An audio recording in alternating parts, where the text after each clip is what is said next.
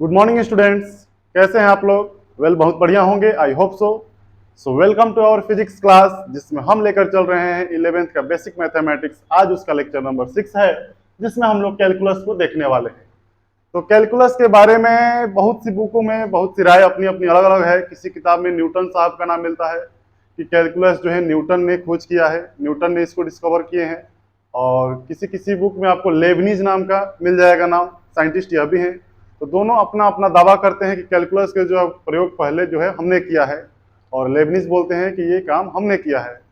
तो मुझे लगता है, जहां तक मुझे लगता है कि ये दोनों ही ने इंडिपेंडेंटली काम किया है।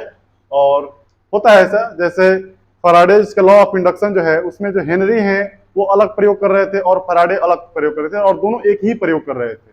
तो उसमें दोनों का नाम आता है, फराडे लॉ ऑफ इंडक्शन के नाम से जाना जाता है। लेकिन इंडक्टेंस का बात आता है तो हेनरी के नाम पे उसका यूनिट दिया गया है। तो ऐसा होता है। तो डेंसिटी या कह लीजिए मेजर क्वांटिटी जो है कहने वाले लोगों की, वो न्यूटन का ही नाम लेते हैं कि डिफरेंशिएशन या फिर इंटीग्रेशन, कैलकुलस जो चीज है कैलकुलेशन, वो न्यूटन ने दी रखा है हम लोग को। और इससे बहुत से मिथ हैं, तो खैर हमें उनमें नहीं पढ़ना है। हमें अपने सिलेबस को लेकर चलना है और सीखना है इसका प्रयोग कैसे किया जाता है फिजिक्स में। फिजिक्स में इसका प्रयोग किए बिना आप किसी भी थ्योरी को बढ़िया से आप क्लियर नहीं कर पाइएगा। थ्योरी चीजें क्लास में समझ में आती है। बहुत से लोग बोलते हैं हम मुझसे, या अपने अपने टीचर से भी बोलता होगा लोग, कि जो है सर आप जो भी पढ़ाते हैं समझ में आता है, बातें हमको क्लियर समझ में आती है, जैसा जैसे आपने कहा वैसा वैसा बिल्कुल हमको समझ में आ गया। लेकिन जैसे ही आप प्रॉब्लम देते हैं, हम सॉल्यूशन करने बैठते हैं, तो हमसे नहीं हो पाता है। तो नहीं होने का एक मुख्य कारण कैलकुलस है।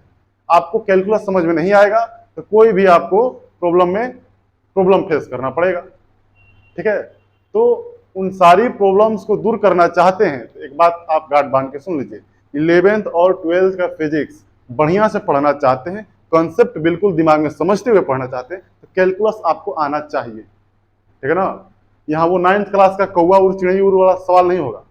पूरा टोटली कैलकुलस बेस्ड सवाल आता है, और वो आपको आना चाहिए। बिना कैलकुलस के आप न्यूमेरिकल 11 12 का नहीं बना पाइएगा।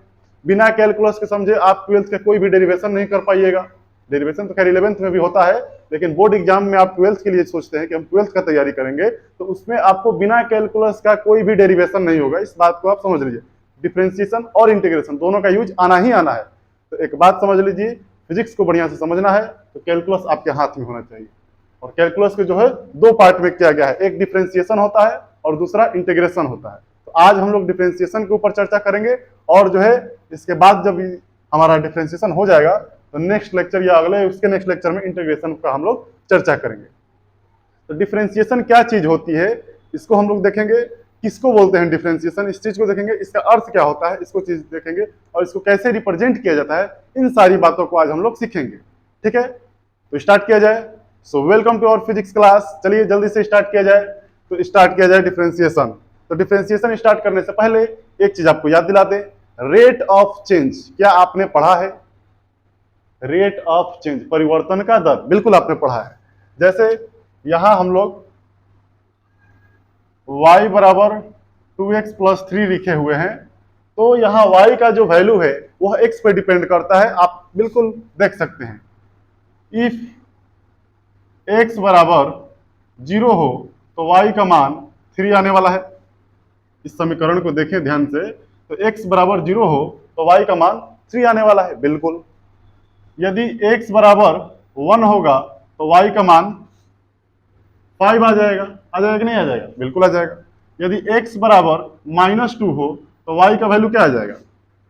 -2 और 2 4 हो जाएगा, -3 आपको मिलेगा -1 मिलेगा ना। तो यहाँ आप देख सकते हैं सारे ऑब्जर्वेशन के आधार पे कि y का जो वैल्यू है वह x के बदलने से बदल जा रहा है। तो यहाँ हम कह सकते हैं y is the function of x। y is the function of x। y जो है x का फलन है। ठीक है ना। तो x y का फलन है, इससे क्या तात्पर्य हुआ? तो इससे तात्पर्य यह हुआ, आप याद कीजिए, आपको रेट ऑफ चेंज में बताया गया है कि किसी भी चीज का आप रेट निकालना चाहते हैं, परिवर्तन का उसका रेट निकालना चाहते हैं, तो उसी चीज के टर्म में निकालिएगा, उसी चीज के रेस्पेक्ट में निकालिएगा जिसपे वो डिपेंड करता है। बिल्कुल। तो हमारा y जो है x पे डिपेंड कर रहा है, इसलिए y का रेट ऑफ चेंज निकालना होगा इसको इरेज कर देना, इरेज कर दे रहे हैं, ठीक है। इसलिए y का जो रेट ऑफ चेंज निकालना होगा, यानी चेंज इन y,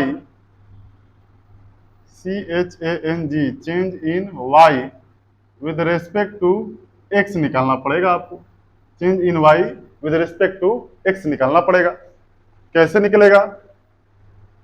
तो y में कितना परिवर्तन हुआ बटा में x में कितना परिवर्तन हुआ, इसी को बोलते हैं rate of change in y with respect to x।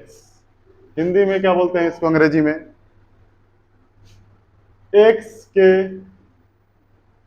सापेक्ष में y का परिवर्तन दर। दिख रहा है? टोटल वीडियो कट नहीं रहा है ना? बिल्कुल दिख रहा है, फोकस कर लिया जाए, दिख रहा है। चलिए, x के सापेक्ष में y का परिवर्तन दर, ठीक है ना। अब आपसे कहा जाए कि यदि परिवर्तन जो है वेरी स्मॉल है, बहुत छोटा हो, तो क्या कहिएगा? सर जी, जब परिवर्तन बहुत छोटा होता है तो उस स्थिति में हम लोग डेल्टा का ना प्रयोग करके डी का प्रयोग करते हैं। किसका प्रयोग करते हैं? डी का प्रयोग करते हैं। तो यहां जो है, यहां जो है, यदि परिवर्तन बहुत ही छोटा हो तो हम लोग लिखा करेंगे dy बाई डी एक्स। क्या लिखा करेंगे? dy by d x. यह क्या है? तो यह भी y का परिवर्तन दर है x के सापेक्ष में। यह भी y का परिवर्तन दर है x के सापेक्ष में, यानी x के सापेक्ष में y का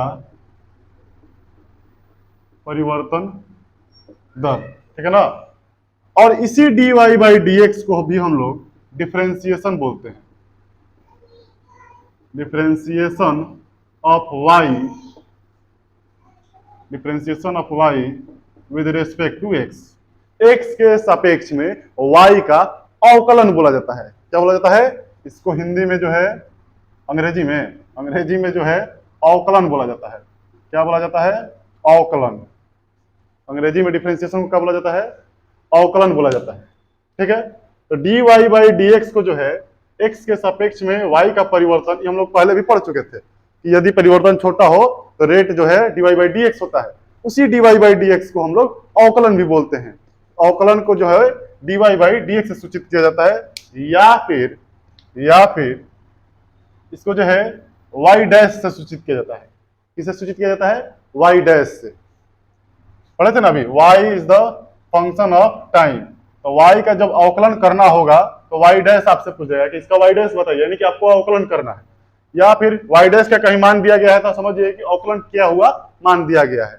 इसको y डैश से भी सूचित करते हैं, या फिर इसको जो है f dash, function of x था ना, x, फंक्शन ऑफ x के ऊपर डैश लगा लीजिए f के ऊपर, तो भी समझिए कि आपको अवकलन करना है।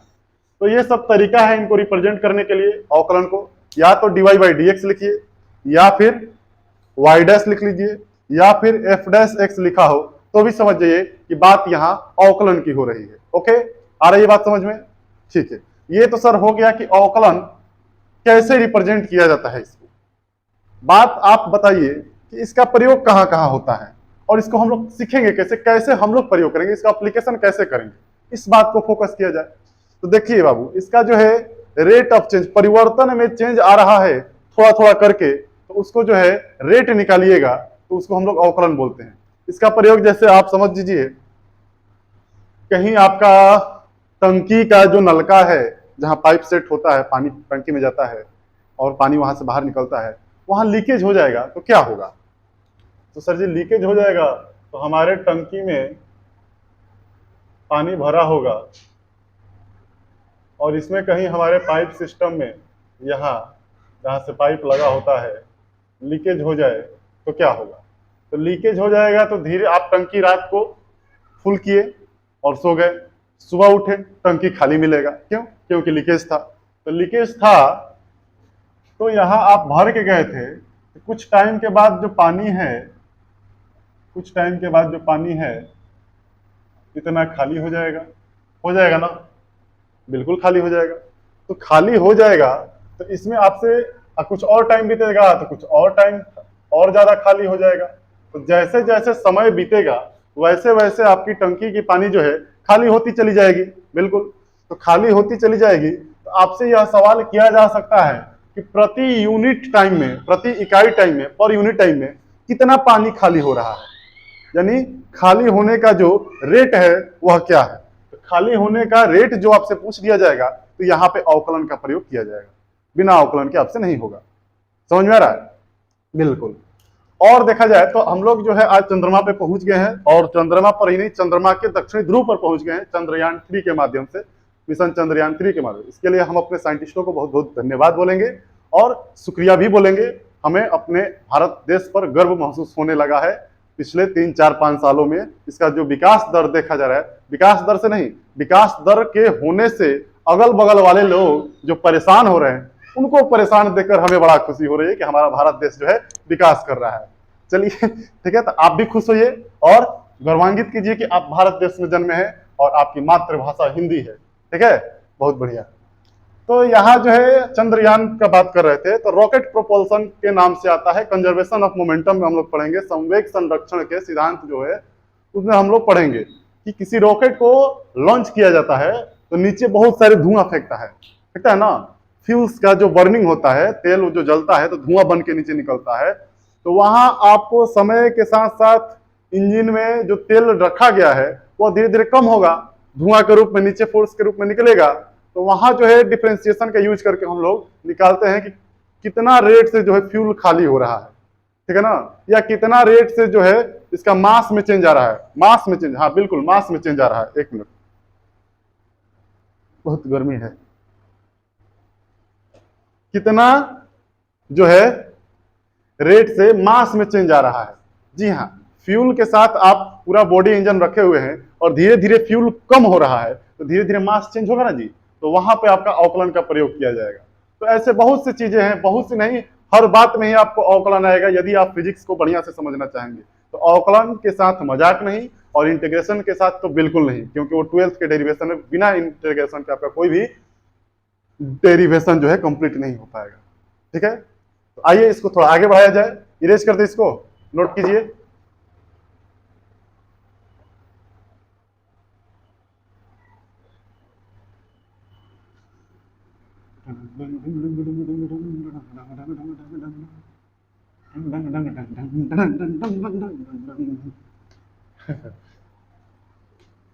लिखना बड़ा आसान है, मिटाना बड़ा मुश्किल।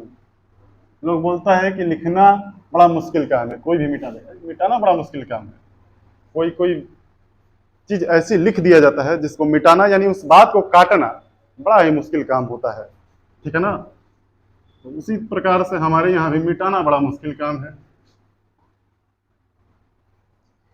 लिखना उससे भी कई गुना ज्यादा मुश्किल काम है। चलिए, तो जो है कैलकुलस क्या होता है, तो जो रेट निकालते हैं, दर निकालते हैं हम लोग, उसी को कैलकुलस बोला जाता है। ठीक है ना, कैलकुलस बोल रहे हैं, अवकलन बोला जाता है। और इसका रिप्रेजेंटेशन हम लोग देख लीजिए कि d y by d x से कीजिए, d y by d x से कीजिए।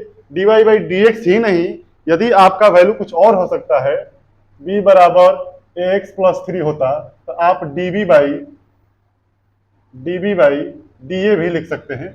आपका डिपेंड करता है कि आप वेरिएबल क्वांटिटी जो है एक्स और वाई जो बदल रहा है वो आप एक्स वाई लिए हैं, ए बी लिए हैं, एम एन लिए हैं, एस टी लिए हैं, क्या लिए हैं, उसके अनुसार से आपका हो जाएगा। ठीक है ना, इसको हम लोग वाई डैश से भी और एफ डैश से भी सूचित करते हैं। ये जो है इसका रिप्रेजेंटेशन हो गया। चलिए, अब इसमें आपको क्या सीखना है, तो आपको फिजिक्स में जो है डिफरेंशिएशन करने आना चाहिए, इसका जो है मैथमेटिकल जो है आपको सॉल्व करने आना चाहिए। ठीक है, कैसे होगा, इसके लिए कुछ बेसिक रूल्स है जो आपको बिल्कुल लर्न बाय हार्ट बोला जाता है ना, याद होना चाहिए। ठीक है, कैसे आता है एक दो सिखाया जाएगा, बाकी जो है आपको पता है रिवीजन क्लास है, तो डायरेक्ट फॉर्मूला आपको दिया जाएगा, कोशिश करेंगे जहां तक हो डिराइव कर ही दे, तो आपको वो चीजें अभी के अभी याद होना चाहिए। ठीक है ना, आप जब इस वीडियो लेक्चर को देखिएगा सारे फॉर्मूला आपके पास आ जाएंगे, आप सारे के सारे फॉर्मूला नोट करेंगे, आप तुरंत बैठ के याद करेंगे, उसके बाद ही आगे जाएंगे। इसको छोड़ना मतलब आप प्रॉब्लम कर रहे हैं, आप पाप कर रहे हैं, समझे ना, अपने आप के साथ घात कर रहे हैं। नहीं समझ में आएगा आपको फिजिक्स यदि सारे फॉर्मूला आपको डिफरेंशिएशन का याद नहीं होता है, तो बिल्कुल ही आपको दिक्कत होने वाला है। ठीक है ना, तो सम बेसिक फॉर्मूला आपको जो है सिखाया जाएगा। ठीक है, तो पहला फॉर्मूला आप हमारे तरफ से ले लीजिए, पहला फॉर्मूला ले लीजिए।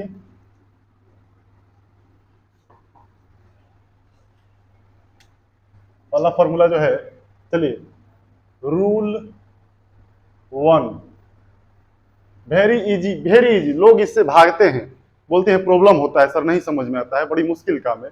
बहुत ही आसान है, आप प्रॉब्लम को सीखिए और इसका एप्लीकेशन हम लोग करेंगे तो और मजा आएगा। कि जैसे कि हमारे पास y is the function of x रखे थे, y is the function of x रखे थे, तो रूल 1 जो है आपका y का वैल्यू दिया जाएगा x के फंक्शन में। ठीक है ना, y बराबर x का पावर n, जहां n क्या है, n कोई भी नंबर है। ठीक है ना, माइनस में भी हो सकता है, प्लस में भी हो सकता है, फ्रैक्शन में भी हो सकता है, पॉइंट में भी हो सकता है, जैसे मन वैसे आप रख सकते हैं। तो आप मैथ की भाषा में n belongs to real number. ठीक है ना, 1 2 3 4 5 -1 -3 -8 1/2 कुछ भी हो सकता है।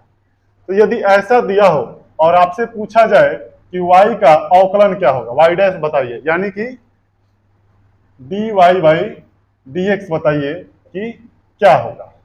बिल्कुल आसान आपके सामने आ रहा है, पहला नियम का पहला सॉल्यूशन, तो ध्यान लगा के देखिए। ठीक है ना, तो dy बराबर dx बराबर आपको मिलेगा d का d, y की जगह पे y का वैल्यू क्या है, x का पावर n अपॉन dx। देखिए यहाँ x और यहाँ भी x। ठीक है ना, फंक्शन में होना चाहिए। ठीक है ना, x नीचे है तो ऊपर भी x होना चाहिए, t नीचे है तो ऊपर भी t होना चाहिए। नहीं होता है तो उसका भी अलग उपाय है, लेकिन होना चाहिए। ठीक है ना, तो नियमतः जो है, नियम कहता है इसका कि जो भी पावर है कांस्टेंट है उसको सामने लाके मल्टीप्लाई कर दीजिए, यानी n को x में मल्टीप्लाई कर दीजिए और n में से 1 को सब्ट्रैक्ट कर लीजिए, तो आपको मिलेगा nx n-1। ये आपका सॉल्यूशन है। और जैसे ही आप पावर सामने लाके मल्टीप्लाई कर लेते हैं और पावर में से एक घटा लेते हैं, ये काम कर लेते हैं, तो नीचे से dx गायब हो जाता है, उसको लेके नहीं चलना है, dx नीचे से गायब हो जाता है, x के सापेक्ष में डिफरेंशिएशन जो है आपका हो गया। एग्जाम्पल से समझा जाए, बिल्कुल एग्जाम्पल, इफ y बराबर x का पावर 3 है तो dy बाई dx क्या होगा। बिल्कुल बढ़िया, तो देखिए dy बाई dx निकालना है आपको, तो आप कीजिए d और y की जगह पे x क्यूब बाई dx। तो नियम कहता है पावर को लाके सामने x में गुना कीजिए, तो 3 इंटू एक्स हो जाएगा और पावर में से एक घटा दीजिए, तो आपका आंसर आएगा 3x²। बिल्कुल इजी सवाल, वेरी इजी, इससे आसान कुछ है ही नहीं। ठीक है, समझ में आया, तो समझ में आया तो नोट कीजिए, और 2 सवाल और आपको दे रहे हैं, उसको जरा सॉल्व करके दिखाइएगा। मिटा दें, तो साथ ही साथ जो है पेन पेपर लेके बैठे रहिए और सीखते रहिए सवाल कैसे सॉल्व किया जाता है।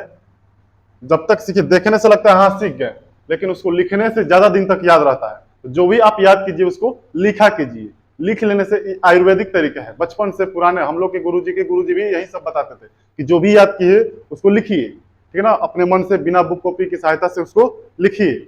लिखने से क्या होता है कि आपका एक तो लिखने की प्रैक्टिस बनी रहती है, राइटिंग में सुधार आता है, साथ ही जो भी आपको याद नहीं आ रहा है वो छूटेगा, और जब आप नोट्स देखिएगा कि यहाँ क्या था तो वो आपको याद हो जाएगा। अब फिर दोबारा जब लिखने बैठिएगा ना, तो वो टर्म आपको बार बार याद आते रहेगा कि छूटा था, ये छूटा था, वो तो नहीं छूटेगा, अब बाकी आपको याद था ही।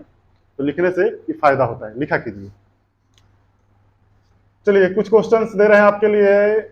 पहला इजी सवाल, y बराबर x का पावर 7, y क्वेश्चन क्या है, फाइंड dy बाई dx, ठीक है ना। dy बाई dx बताना है। पहला सवाल y बराबर x का पावर 7, दूसरा सवाल y बराबर x का पावर -7, तीसरा सवाल y बराबर x का पावर 3/2 और चौथा सवाल y बराबर रूट एक्स। इसमें तो पावर है नहीं, पावर है इसमें छुपा हुआ है। आप सॉल्व कीजिए इसको। टिक टिक टिक टिक टिक टिक।